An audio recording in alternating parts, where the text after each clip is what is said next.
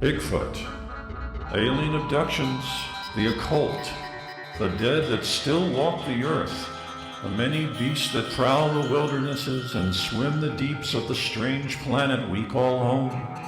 Join us for the next little while as we take another journey into the darkness, into the void from just beyond that line of trees, the nearby rooftops, beyond the crest of the vanishing point, and infinitely onward.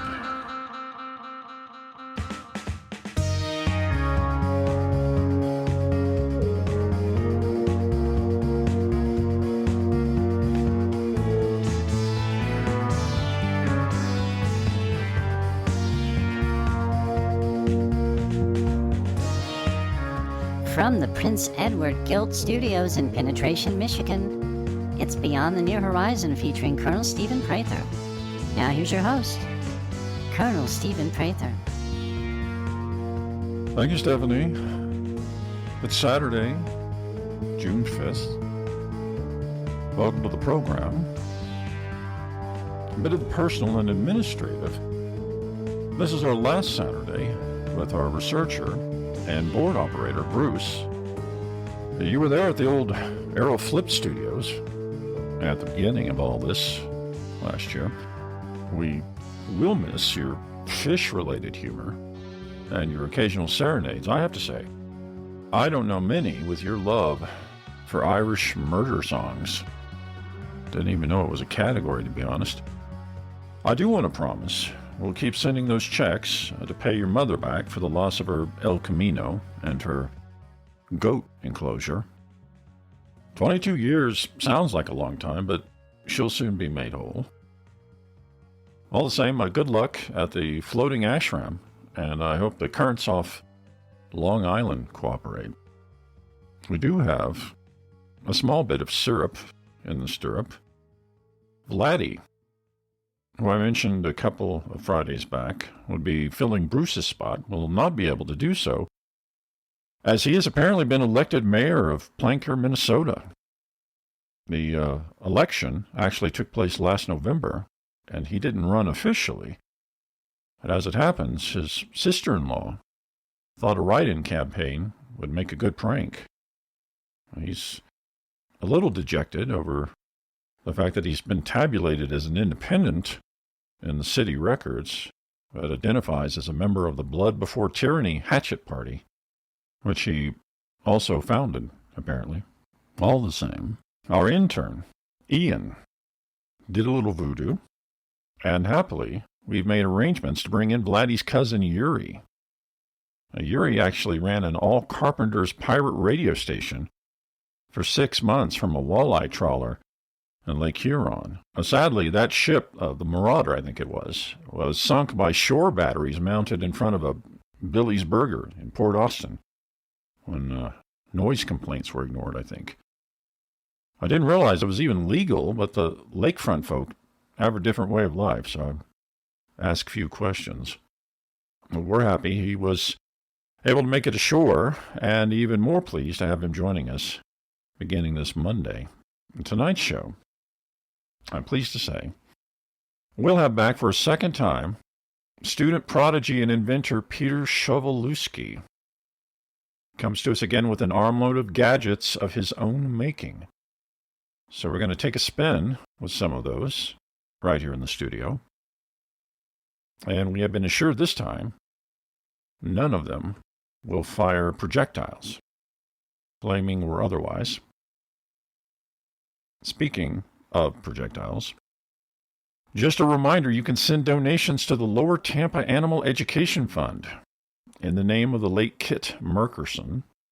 Send a check or money order with the words "Kit was done wrong" on the check or envelope, with your contribution to Lower Tampa Army of the Revolution, Velikovska Place, 22A, 10010, Zagreb, Yugoslavia. I have to say, the heck of a way to exit life's auditorium for Kit. I don't think it would be uncouth to reinter him at a military cemetery, considering the circumstances. If they can find all the bits, that is.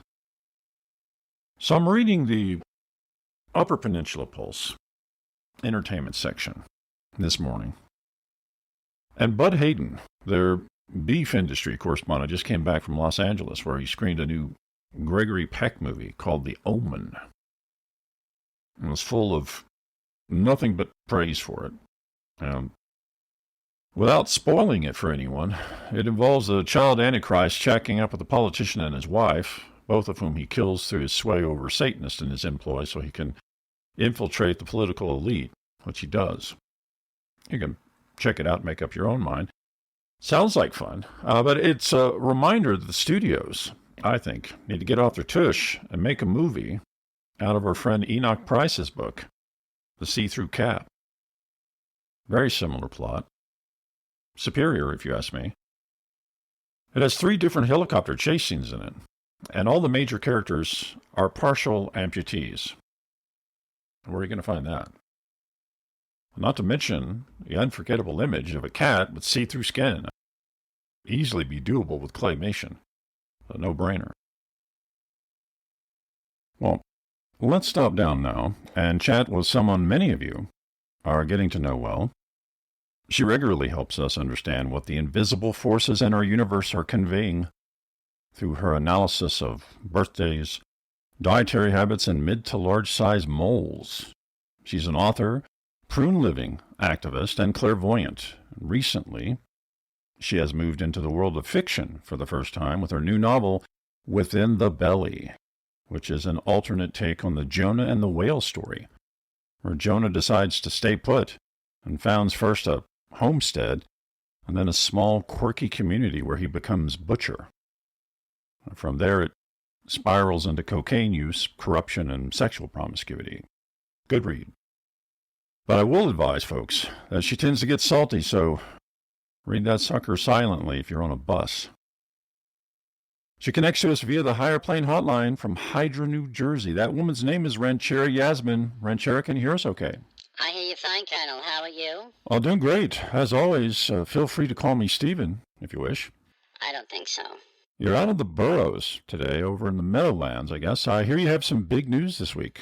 We're at the Motel New Madrid, next to the Rotunda Drone, where we were attending Jenny's graduation from Paul F. Taser High. We're about to drive down to see her new apartment in Scrampington. Pleased to say she's already been accepted to the Academy of St. Angler in the Hinterwoods. Down in Garter Gossip, Delaware. Journalism and medieval weaponry double major. We're over the moon. Larry and I prefer that she become a petroleum executive, as her palms are very long and definitely fire hand by any measure. The petroleum burns, of course, so I thought it would be perfect, but her Mount of Jupiter is the most prominent I've seen since I read Dirk Longhouse, God rest his soul. Speaking of singers, I'm so sad we're not talking tomorrow. Sunday is Jimmy Tinder's birthday. I was listening to a little Jimmy last night, the Live at Pretension Gardens album. Masterpiece. Oh, was that man taken too soon? Ride the Meerkat is more than up-tempo jazz. It's a way of life, if you ask me. Blueprint on vinyl. Well, anyway, I was looking through the birthdays today, and we're pretty darn lean, but I think you have a little to work with. Well, to all the people out there listening, if you were born today, I may not have to remind you that you are Gemini, life path number 7. Some of my favorite authors are on this path. Linda Prince Pine. Linda Prince Pine, the Pale Marmite Mysteries. Like other Geminis, seekers of knowledge, prone to introspection and self-awareness. I like these for your match, Colonel, especially since I'm sensing some instability in that department for you. Well, that could be the Swansons I threw down before we aired. It always gets the intestinal intrigue activated. Don't be silly. Put your hand on the microphone, sweetie. Oh, all right. Close your eyes for me. All right. Okay. I'm picking up a scent. Very strong, but sugary. Again, I've got to finger the Swansons. I only managed to get through half of the Polynesian sweet and sour. And I see the island of Malta. Does that mean anything to you? I have a rash on my left arm that looks a little like northern Kentucky. That has to be it. I do see that you are facing challenges in the love realm. I appreciate where you're coming from, and I share a bunch, but there are certain things that just aren't worth knowing. To name one, our neighbor, back when I was a kid, Mrs. Hosena, could remove the left side of her pelvis like a pair of dentures. Really didn't feel comfortable playing tackle football with her after finding that out. Colonel, that's the psychic aeroplane. Are you going to open your hangar? I'm going to say closed for maintenance. Do you want the psychic aeroplane to crash? Do you want all those people to die? Imagine the fear, the feeling right now. Well, no, I just need some time to... Open the hangar, sweetie. Open the hangar. You don't want the blood on your hands for all those poor people. All right. Spruce and I have filed for divorce. Oh, you poor thing. Thank you for offering that out of the blue. She was such a sweet girl from what I remember of our discussion, but clearly with demonic undercurrents. Well, if you're going to go out with a Virgo, don't tell them when they have ribeye in their teeth. On the low end, they may not thank you for it, or with my case, they might end up exchanging gunfire with the Michigan Highway Patrol in the parking lot of a Spot Johnny's. Sure. On the bright side, it was the first time I urinated in a cup, and I thought it went well. Well, I'm proud of you, sweetheart. That's very stressful. Extra points for focus and accuracy in an environment with so many percussive interruptions. You must feel a lot better.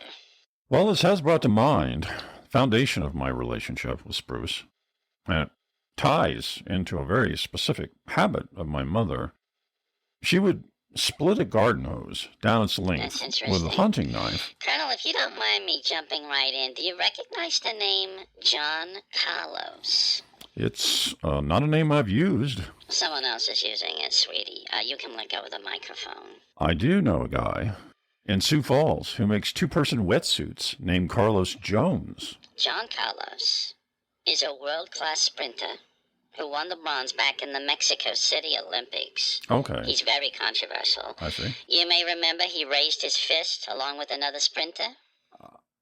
Doesn't really stick. Normally I follow this kind of stuff. I think it's fascinating. And, you know, I should get you a transcript of our show from last May with Sarah Tufswada. She regrew her ex-husband's head in a kiddie pool. Well, Mr. Carlos turns 31 today. I see a lot more industry ahead for him. Possibly the assembling of dirigibles, which I sense are going to be making a comeback. I see. So we've started celebrity birthdays then. I felt it was time to move on. Well, I wholeheartedly agree with the blimp thing. Dirigibles, though, not the same thing. Fair correction. Our announcer, Stephanie's ex-boyfriend, was a blimp pilot, totally spineless. What was that? Oh, still the current boyfriend. What happened to the one who died? Okay. Hello? My neighbor, Glenn Catterwall, got into that. Just a year out of high school. Heck of a sight to see a semi-rigid coming down our street, and he loved customizing those things. The one that flew at his funeral had red, yellow flames on the side. Super sharp. John Carlos is a dragon. No kidding. On the Chinese zodiac, just like Joan of Arc and the Yang fire element. Mr. Carlos, if you're listening, skip the Danish, dye your own clothes, take the soup.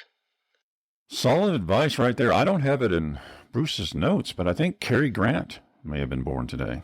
Close. Pancho Villa was born today all the way back in 1978. I guess you mean 1878. Yes, that's what I said, dear. 1978. There are several things he needs to watch out for.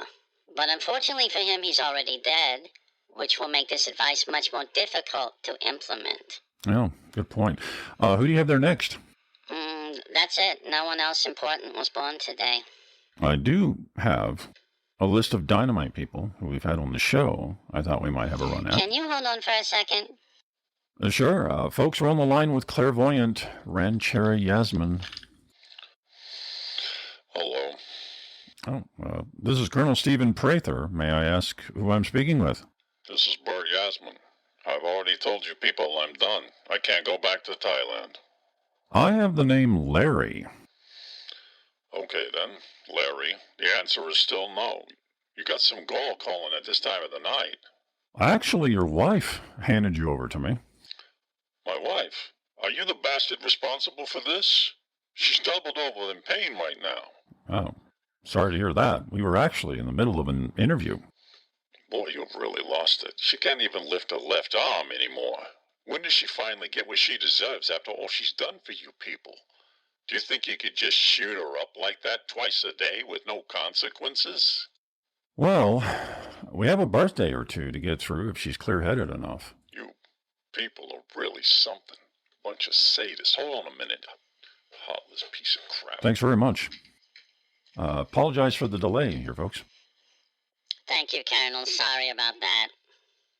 Oh, yes, your husband was very concerned. We can reschedule this call if you think it might not be quite as entertaining. I don't think so. Rodrigo is in New Brunswick testing aerosols for Hasbro. Oh, I see. Rodrigo Larry Burt? No, he flew Continental. Good to know. Now, Ranchera, you have to be the quickest person I've seen with numerology. I almost think you should have considered going into mathematics. Yeah. Paul jokes with me all the time about that. He said I can teach at Harvard when women run the numbers at NASA. I see. Your brother? Sister, she's got the gift as well, but only when she's at the airport. Well, getting down to it, and speaking of one of your fellow clairvoyants, we had Leith Toyin on around New Year's. He runs the I Sense You Want Pizza parlor out in Tennis Victory, Nevada. Okay. A young guy, for what he's accomplished, turns 26 today. So can you tell us what you see for Leith? 11, destiny number. A 9, soul urge. It's no surprise he went into munitions. All right. He experiences guilt, even some nightmares over the deaths of strangers, but he feels he's an instrument of God. He's more on the pizza end of pizza versus armaments, as I recall. He is also about to welcome his 3rd grandchild. Well, happy 26th birthday then, Leith, and congratulations on the grandchildren. Dr. Tracy Avital turns 43 today. She's a wrist surgeon, Okay. but notably, she invented the In Good Hands chair cushion, which I've advertised on the show before. It really does feel like someone is gripping you down there every time you sit on it. It's a super unique experience. It does. Another 11, destiny number. A 6, soul urge number. You said she made eyewear for dogs? Chair cushions. I can't get Cleo to stay unless he's having a tinkle. My advice for Dr. Obertrol. Avital. My advice for Dr. Rabbitfall's family is to keep moving and pay in cash. All right. Good insight there. Dr. Avital, if you're listening, happy 43rd. Next is very interesting, and we've only had him on one time, but he left an impression. Like an engine block on a bar stool. He's a philosopher, martial artist from Hidden Kingdom, Mississippi. Okay. Tashi Rudo. And normally, if you can be connected with 14 homicides, you find yourself in jail. But he managed a trial exemption for severe malocclusion owing to a pretty nasty beef jerky habit. See anything there for Mr. Rudo? Interesting. 4 and 9 duality. He has a 9 plane of expression, 4 physical. Destiny number 7. No wonder he's a pain in the rump. He's very meticulous. Tends to dominate conversation. Wife is probably a Scorpio. And I sense she is very quiet. Yes, unfortunately, she passed away last year. That would explain it. Well, we always enjoy having you join us, Ranchera. Good luck with the apartment hunting. Actually, while we were talking, Jenny's decided to go with new construction. You know how they are at that age.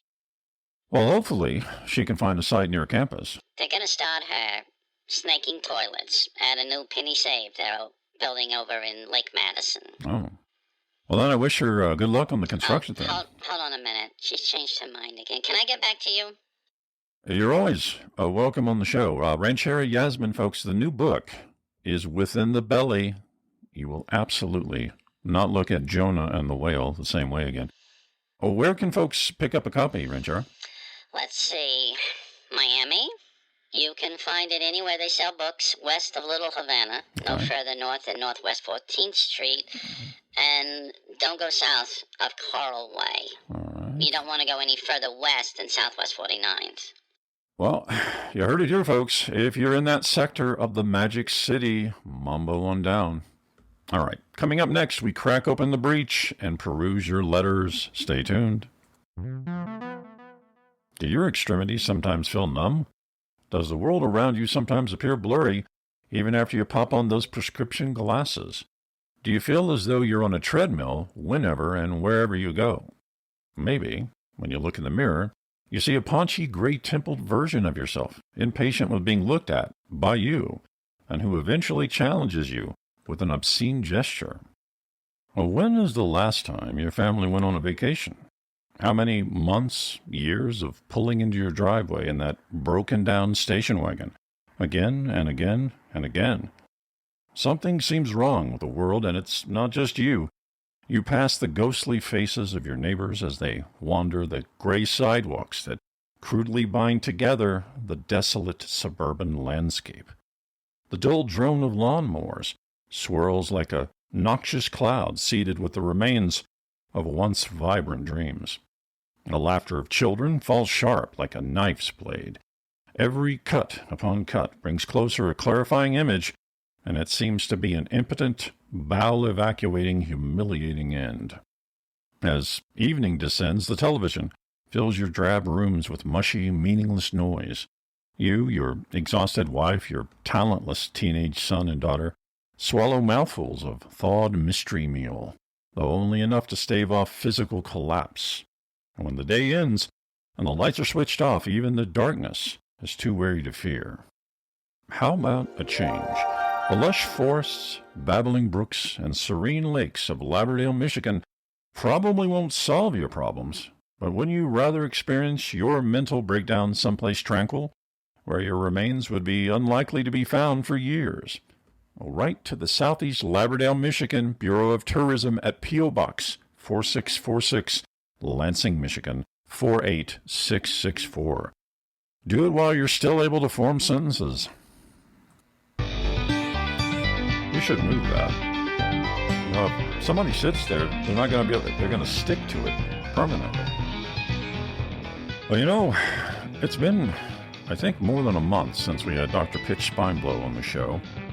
He was primarily with us to discuss trout lymph, which is an awful disease, of course.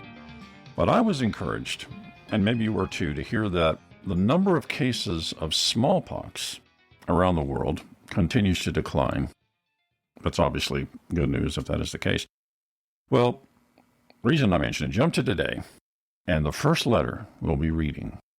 I'm walking into the studio this afternoon, and I find that someone has slipped a blank envelope under my door. Now, when I open it, at the top of this typewritten page inside, in capital letters, are the words, "Your annihilation is at hand." Not the friendliest introduction. And the further I read, the more I realized this was a manifesto, essentially, claiming to have been penned by, using their term, representatives of the Intergalactic Pox Kingdom, or IPK. I'll just read a snippet here to give you a sense of this. It starts, "You humans are truly a self-deluding species. Your modest and mostly accidental gains against our diminutive, defenseless pox brethren, as they gathered for a simple holiday excursion in Nairobi, seals the consensus among our civilization that you are a worthless and putrid race. We warn you now to prepare for your subjugation to the Intergalactic Pox Kingdom, or as you may call it for short, the IPK." So, pretty grim so far. I'll skip ahead. "In addition to our vast armies, which even now are entering their attack postures, we have IPK footholds throughout your species that walk among you already. Be warned, for every Gene Hackman or Frankie Valli you manage to unmask, there are countless others that are also well within our control."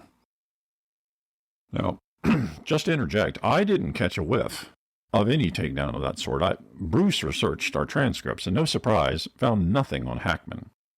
And he also verified that we've only ever talked about Frankie Valli in the context of his work for the Venusians. So I think the closing is the most interesting. It goes on here. For the most intelligent among your species, if you wish to signal your allegiance to the IPK, we offer a few generally affordable means of doing this. T-shirts in standard sizes, small, medium, and large, or buttons featuring the following slogans. First one here, IPK, let's not pretend you had something else to do. And I'm okay with IPK. And they go on to provide an ordering address, which, by the way, oddly enough, is in Terre Haute, Indiana, along with some pricing information. Now, if this is the real article, and I don't have anything to suggest that it isn't, and while they may be planning on destroying the human race, I think you have to admire a kind of publicity and merchandising push for these folks. I mean, we definitely could have used that around here last year. Now, if any of the IPK posse happen to be listening, I would love for you to pop over. We've got, I think, a really nice parking lot behind us here at the Prince Edward Gilt Studios that could accommodate a variety of different vessels. And I'm sure I can arrange to get a voucher for some cutlets at the Meat Castle, if that sweetens the pot. I'm no turncoat, and not to go full Philip K. Dick on you, but if the odds turn ugly on us, I could serve as Governor General of the North Americas. Just putting that out there. I'd be a firm but benevolent leader, I think. So drop us a line if you're interested in any of that. All right. Next letter here comes all the way from Dead Timber, Alaska. This is from Nicole Arnd, A-R-N-D. Arnd. Dear Colonel Prather, I recently invested in one of the pottery shanties that you have been advertising on the show. I honestly purchased it for the children originally to make little necklaces and the sort. But this spring, I thought I would finally give it a try and elected to make a pot for my Chinese evergreen, which we had sitting in a coffee can. When I spun some fire clay into a pot, I scored what was supposed to be a Hope moon glyph on the side. After baking, I noticed the side with the inscription collapsed a little as I forgot to put sand in beforehand. It turned out more like a blood moon glyph, but I didn't give this a thought and proceeded to repot our little plant. A week goes by, and my husband Terry is in the kitchen, just home from his shift at the fork plant. He grabs some barbecue takeout from earlier in the week to have a bite, and he begins to notice that every time he takes a bite, he hears a moaning sound. He first thought our neighbor, Mr. Prentice, might be at his old tricks again, but then he remembered Mr. Prentice died last February digging pits for the Easter seals. Terry tends to take these things very seriously and immediately covered the house and its contents in spray foam. Afterwards, the moaning was more difficult to hear, but still present. It didn't matter where we ate, including by the pool and back, although it lies now under several inches of hardened foam. After 2 months of this, we decided to spend a night at the Spyglass Motel down in Picker Lake, but to our great disappointment, the moaning continued. A glance out the window at the parking lot spaces revealed our potted plant sitting in the middle of the drive. Terry was furious at this point, and despite my urging, went out to confront the pot with the .38 special he uses when he officiates high-lie games. Unfortunately, the pot produced a small rifle and severely wounded Terry, along with 2 members of an amateur basketball team that happened to be passing by. Terry was wrongfully accused of the murder of the 2 amateur basketball players, and we've been on the run since that incident. We've kept up a crisscross pattern in hope of avoiding law enforcement and to confuse the pot, which has now been joined by a menacing cedar window box who carries a length of chain. We figured you might have some advice to offer us since you advertise the horrific device that produced this demon. Love your show. Keep up the great work. All our love, Nicole and Terry, deceased. Thanks for the letter, Nicole, and I trust that Terry is refereeing High-Lie in the great unknown now, 38 at his hip. A mother of our water meter guy, Lyle, actually had a very similar problem with a roasting pan last summer. Well, that turned out horribly, but I was watching an episode of Kojak last night, And I think we can take some lessons to heart here. It's absolutely true. You have to be tough with these kinds of entities. They can smell fear like a randy ferret. But you also have to see beyond that veneer a little and use some psychology to understand your opponent. Now, this may sound judgmental of me, but I believe your Chinese evergreen is a male, 18 to 29 years old. He enjoys dinners with friends or family and easily establishes new relationships. Now, this is the kind of kid that will have a Neil Sedaka poster on his wall and no appetite for curfew. He also tends to be testy, obviously, and he turns to his firearm when he feels, as he did as a child, that he is not being listened to. Now, I'll go out on a limb and say that some female companionship would go a long way here. I'd hustle on down to the nearest bush world or green kingdom and pick out a parlor palm or maybe a fiddle leaf fig.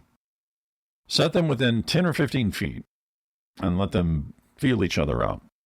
Now, you might have to run through a few ingenues before they get down to business. As it goes with many things in this world, the love of a mature woman can do wonders. So, good luck and thank you for your letter. Last one here is from Grant Chalice at the University of Southeast Houston. Dear Colonel Prather, I am a bachelor student in the Amorphous Foreign Bodies program at the University of Southeast Houston. My two roommates and I were listening to your show in February with the conjurer Leighton Stefan, and afterwards grabbed his resurrection spell booklet when we saw it on sale at Turby's Gas and Chicken. Me and the boys went out to the St. Fragmentation Cemetery that night, drunk as all get out, and read the spell. Nothing seemed to happen, and we all stumbled back to crash at the dorm. About an hour had passed when there was a loud banging at the door. We opened it to find a guy a little older than us, in a dusty suit, who smelled like rat droppings, and went by the name Marcus. We were hardly able to keep awake, but dead sober, this joker would have been equally confusing. Turns out Marcus was Marcus Maynard, who died back in 1950 when he got stabbed by a pacifist at a candy festival, and whom we had apparently resurrected. He was also a pin setter at Shinedale Lanes, which I didn't even know was a thing. He's very excited about resuming his career and has an elaborate plan to manage other pin setters in what he calls squadrons that he won't shut up about. We think he could really go off if we tell him that bowling alleys automate all that stuff now. And we reached out to Mr. Stefan, but it turns out he's doing 3 years for bovine fraud at Mountain View Correction up in North Carolina, hoping you can help us with an incantation to send Marcus back to the afterlife or at least permanently out of state. Grant. Well, thank you for your letter, Grant. I'll tell you, it is north of impossible to get rid of some house guests. Now, speaking of my father, I didn't find out until years after his passing that my sainted mother, Agnes Lillian Abernathy, was herself a house guest in my father's home. Well, she was only supposed to be there for a week, but then stubbed her toe, which grew gangrenous, and one thing led to another. Bottom line, sometimes you have to just be practical about it. I'm going to have Bruce mail you back with some information on a fumigation place right on the other side of the border from Brownsville in Matamoros, I think. Back when we started the show last year, I invested in a toddler academy down there, Estefado de Pescado, I think, with the guy that did the brakes on my Plymouth Valiant. And we were set to renovate it into a shopping center when we found out that most of the kids were still squatting in there. Now, obviously, you have to be cautious in a situation like that. After our attempt to bribe that nasty 6-year-old failed, we decided that knocking them out with an incapacitating gas made the most sense. We ended up using methyl propyl something. You want to talk about a hard day. 1 or 2 of those tots were easy to pop on your shoulder and load into a flatbed, no big deal, but brother, you start getting into 20 or 30 of those suckers under the summer sun down there. Man, I'm only thankful they didn't wake up before we got out of the parking lot of the Western Sizzlin' where we dropped them off. We definitely earned our money that day. I think you're going to love Luis, though. He lives in Matamoros, as I said, but is originally from Nashville, where he managed a Question Mark and the Mysterians tribute band for a few years before going into the fumigation game. So, best of luck to you. All right, folks, we thank you sincerely for your letters. Remember, if we don't respond on the air, we do respond in writing or with a coupon of apology, good for 20 cents off of a rib roast burger at our special sponsor, Cow Country Diners. Cow Country Diners remind you that their dining rooms have the look, feel, and smell of real cattle country. All right. Up next, we are going to check out some real gadgetry with student inventor Piotr Shovelusky. Stick around. Are you a woman? If you are, I hope you'll keep listening. Many of us in journalism are hip to the change occurring around the world, a little thing called the feminist wave. Now, admittedly, we've been blindsided to find a lack of equality among the very mothers, wives, girlfriends, and daughters we're ordained by nature to protect. It's an equal drag for a man knowing all the time we've spent watching shows like Petticoat Junction and Bewitched didn't give us the real lowdown on what was really going down. Well, thanks to folks like Betty Friedan and Gloria Steinem, the gong is finally struck. We've started understanding the real differences between the truth and the jive. For myself, I happen to own a Women Are Okay With Me t-shirt, which I wear frequently at night. But is that enough? Well, ask your average man on the street, and they might say yes, but I think we can do more. That's why I'm very excited to let you all know about the Future of Women Conference being held at Pygmalion College in Mute Thunder, Michigan on August 3rd and 4th of this year. Your ticket will purchase one of the most thorough journeys into womanhood imaginable, with a series of lectures and discussion panels designed to light the way to your very own future horizons. They begin the conference focused on the female body. Woodworking expert Derek Franklin will present slides on his amazing reproductive dioramas, famous for bringing the often fuzzy details of the reproductive system alive, complete with miniaturized furniture and amazingly detailed puppets representing each of the mysterious and unknowable processes at work inside our girls. Then it's on to the female mind. Fitness instructor and certified public accountant Hans Oldelheim will read excerpts from his acclaimed work, This Is How They Think, and take questions afterwards from many women looking for more insight on how their complex brains operate. Finally, competitive fisherman Bill Chucker will convene a panel of some of the most overqualified line casters from across the country to discuss what the future holds for women in America. Former Georgia Attorney General Mac Darby, industrialist Henry Triblecore, and professional quarterback Hipshot Johnson will be there to weigh in on these important issues. Tickets are going fast. If you're in the Michigan area, call the switchboard at Pygmalion College today, 312-4477 or 312-GIRLS. As the organizer of the conference, Slim Nichols, says, if we can get the men of the world together, we can lick women's issues.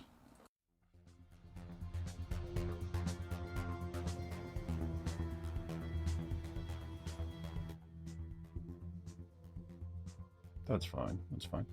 I want to welcome everyone back. Joining us here at the Prince Edward Guild Studios for a second, and we hope not the last time, is a mechanical engineering student, now in his senior year. Junior Junior year. He was awarded a Pierre Trimble Award for scientific audacity for his work in simulating metallurgical dynamics in excrement. Ostrich excrement? Ostrich excrement. He's currently on the Charles F. Ringer Scholarship at the Bruce Erie College of Aeronautics and Languid Humanities.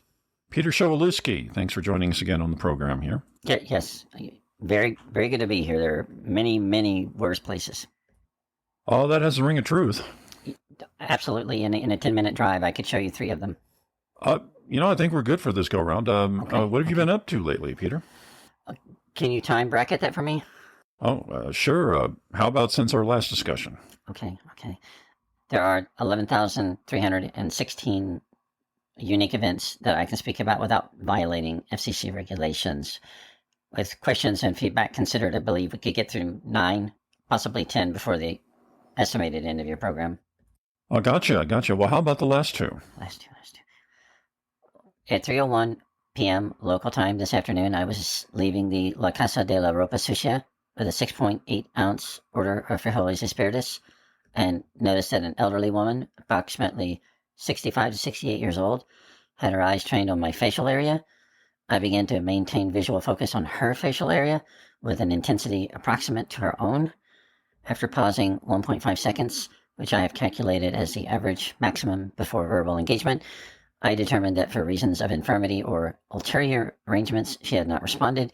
I approached within 2 feet of the woman, maintaining eye contact before she struck me hard to the left temple with a large bag of uncooked pinto beans. La Ropa Sucia. There's a Lucky Linny's near there, I think. I scored a big bag of the George Jones russets for 89 cents down at the Lucky Linny's in Port Tribulation. Did you happen to see what the pintos were priced at? I was rendered unconscious by the blow and experienced minor hallucinations and memory disruptions afterwards. Well, that's a shame. Are you continuing to feel any effects? I would have to say green. I prepare oatmeal in a variety of different ways for the colonists. All right, well, that's a load off. What are we going to be looking at here first, Peter? I owe you a second anecdote from today, I believe. Oh, so you do. Go right ahead. When I set up the demonstration table at 5:25 p.m. today, I briefly entered your break room to drink a glass of water. Right. I made a note of a 7.5-inch particulate matter accretion in at least 2 areas of the ducting with a high rate of flow. Based on the model I designed, I believe there is a 49.2% chance that one or more regular visitors to the room will develop lung disease in the next 4 months. I see.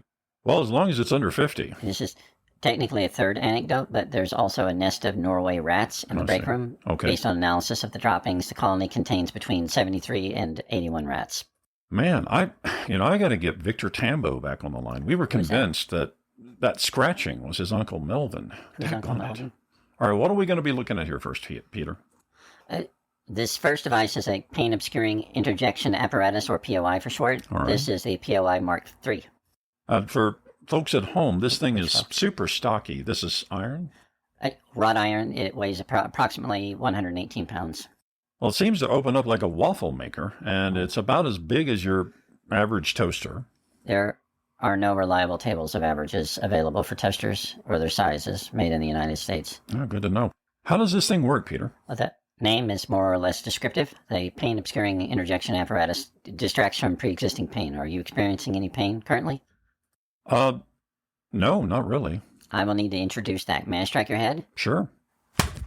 Now I'm going to open the POI. Can you please place your left hand in the apparatus? All right. Mother, Gerald Ford. Do you feel any pain?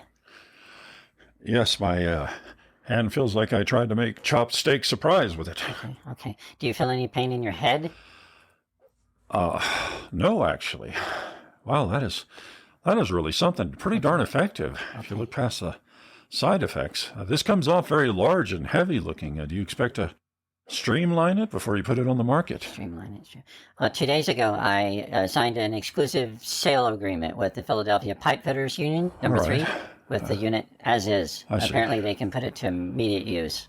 Wow, well, that is amazing stuff. I'm just going to rest my left hand on the table here while we take a short break. Oh, how long would the break be? Usually about 3 or 4 minutes. 3 or 4, I wonder which one. Do you mind if we synchronize our watches? Well, you may just have to wing it. I can't really move that left side right now. Wings. May I close my eyes then? Absolutely. In fact, Bruce can also tie our desk rope around your ankle. Oh, okay. Folks, we'll be back with more gadgetry with Piotr Shovelusky right after this. From the time we're kids, and it seems sometimes increasingly as adults, there are certain conversation killers that truly try our patience. Well, I was recently at an impromptu Beltane pagan potluck, explaining for the third time to my great-uncle Terence that not only is former President Nixon an asset of the Sudanese livestock industry, but that he is in fact a reincarnation of the Nubian god of war, Epidemic. In addition to the indignity of being rebuffed by Terence, I was rudely interrupted by my great-aunt Telemetry, who dismissively suggested that our disagreement would be solved when mankind found a cure for cancer. Now, of course, listeners to this program understand that the Israelis have already developed that cure, but had to keep it under wraps, understanding that one of the unintended effects are telekinetic abilities.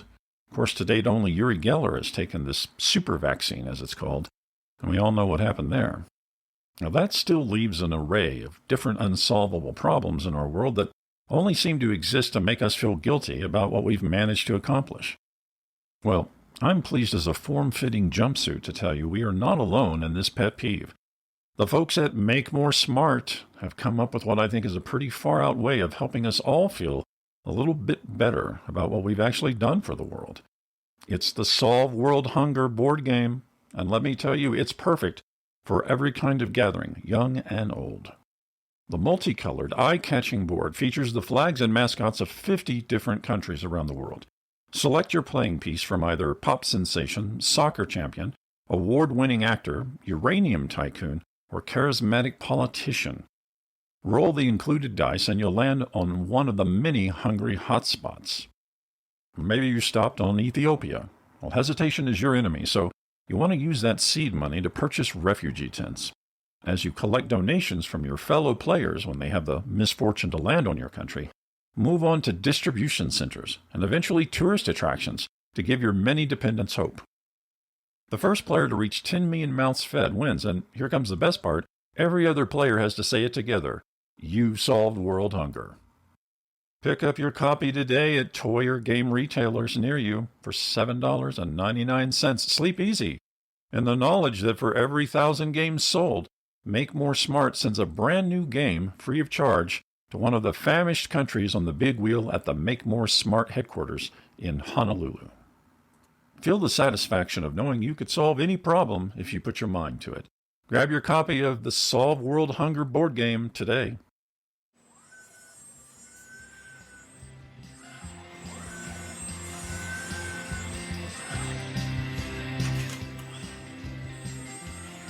Well, big extra thank you, Peter, who rigged up my left hand with a, what is this?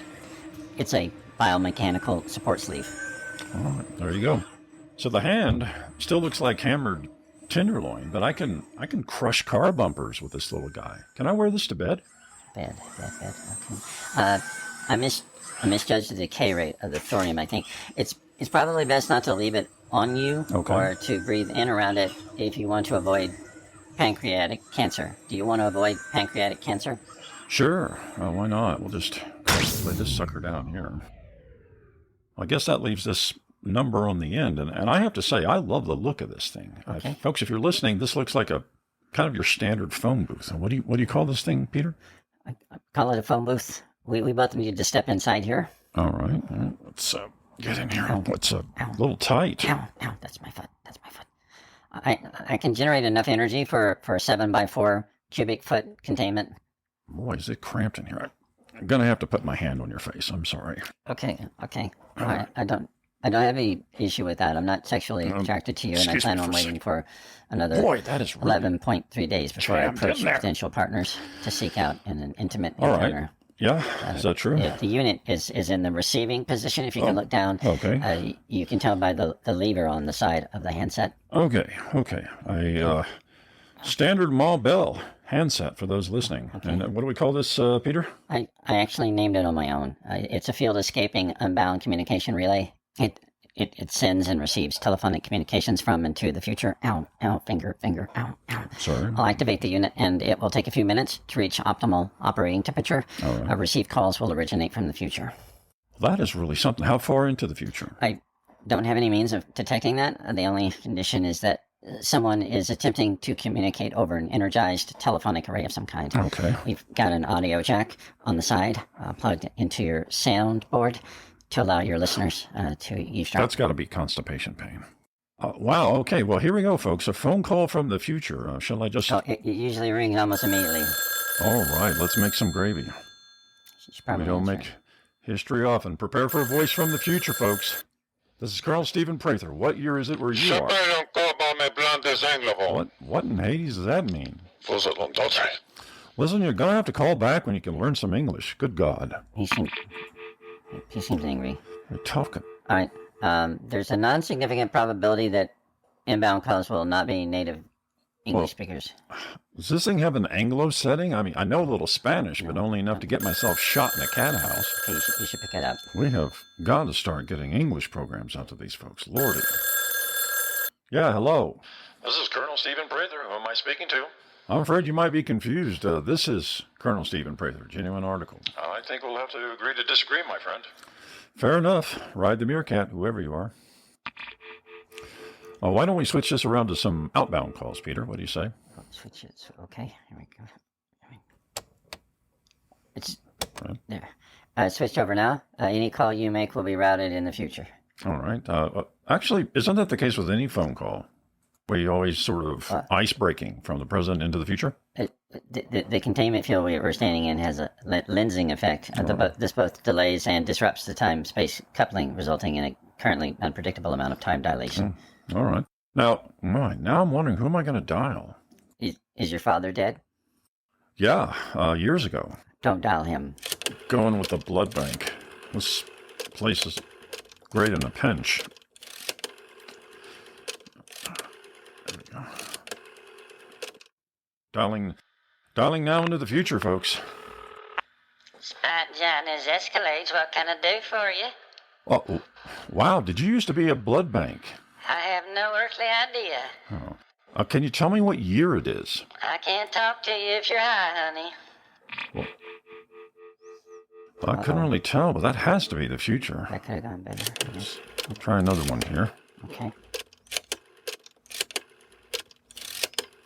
Who have you called on this thing, Peter? Who have I called? I most recently spoke with the septic tank cleaner. For some reason, I kept reaching him repeatedly. He eventually threatened to kill me. Oh, that's too bad. Yeah, hello. This is Colonel Stephen Prather. Who am I speaking to? I'm afraid you might be confused. This is Colonel Stephen Prather, genuine article. I think we'll have to agree to disagree, my friend. Fair enough. Ride the meerkat, whoever you are. All right. Right on. Ride the meerkat.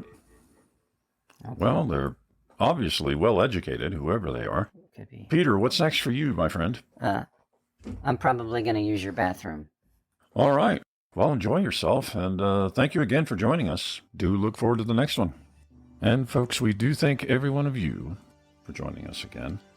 And we hope you'll pop back over on Sunday, when we'll have author M. Headley Griffin joining us to discuss his new book, The Coming Mule Apocalypse. And I had no idea how many mules are strategically placed worldwide. If you have a chance to read this, I'd jump on it. He really traces the recent rise of sentient muledom, as he calls it, to the centuries of servitude that have preceded it. And I don't have any hooves, and it got me cooking under the collar, so hope you join us for that. Big thanks to Stephanie, and once again, a fond farewell to Bruce. He's been a little gaseous, but I think he's going out on a high note. Ian will fill in on tomorrow's show, and we hope you'll settle in for a new and unprecedented exploration. Until then, do not allow the ordinary distractions to thwart your search for wisdom and knowledge. All that and more may just be revealed beyond the near horizon. Good night.